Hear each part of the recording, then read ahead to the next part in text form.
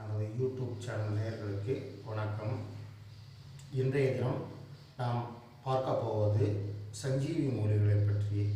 இதுவரை நமது முன்னோர்கள் சித்தர்கள் கண்டறிந்தது 21 வகையான சஞ்சீவி மூலிகைகள் என்று கண்டறிந்துள்ளனர். அதில் பல சஞ்சீவிகளை பற்றி நானும் வெளியிட்டுள்ளேன். இன்றைய தினம் நான் பார்ப்பது இன்னொரு வகையான சஞ்சீவி. இந்த சஞ்சீவி அபூர்வமாக கிடைக்கக்கூடிய ஒரு சஞ்சீவி இலை. இதனுடைய பெயர் சங்கு நாராயணி சஞ்சீவி என்பதாகும். தமிழிலே வட இந்தியர்கள் வேறு பெயர்களாக சொல்கின்றார்கள்.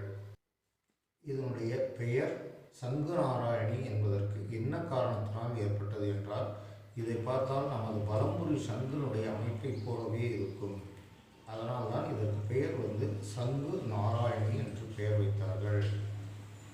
மலைப்பாங்கான பகுதி ஆந்திராவினுடைய மலைக்காடுகள், கேரளாவில் உள்ள மலைக்காடுகளிலும் கிடைக்கிறது. இமயமலைக்காடுகளிலும் அதிகமாக கிடைக்கிறது.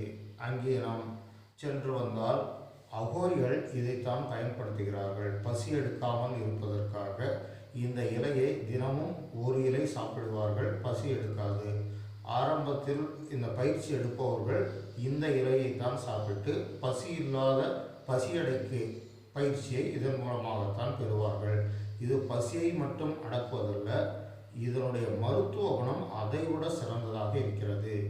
இன்று உலகத்திலேயே கொடிய நோய் என்று சொல்லக்கூடிய மார்பக புற்றுநோய்க்கு முக்கியமான மருந்தாக இது பயன்படுகிறது. இதிலே அந்த விழுதுகளை எடுத்து அரைத்து சில வகையான முறைகளாக செய்து உணவு போல உட்கொண்டு வந்தால், மருந்தாக உட்கொள்ளும் போது மார்பக புற்றுநோய் முற்றிலும் குணமடைகிறது. இது அனுபவ ரீதியிலும் அவர்கள் செய்து பல நோயாளிகளை காப்பாற்றியுள்ளார்கள். அப்பேற்பட்ட இந்த சஞ்சீவி மூலியான சங்கு நாராயணி சஞ்சீவியை நாமும் சாதாரணமாக பயன்படுத்தலாம். நோய் எதிர்ப்பாற்றல் கிடைக்கும். நமக்கு எதிர்காலத்தில் புற்றுநோயும் வராமல் தடுக்கலாம். புற்றுநோய் உள்ளவர்களுக்கும் இதை கொடுத்து நோயை சரிப்படுத்தலாம். இந்த சங்கு நாராயணி சஞ்சீவியை பார்ப்பதற்காகவே பல மக்கள் வருகின்றார்கள். நீங்களும் இதை தாராளமாக பார்க்கலாம். தேவைப்படுபவர்கள் தொடர்பும் கொள்ளலாம்.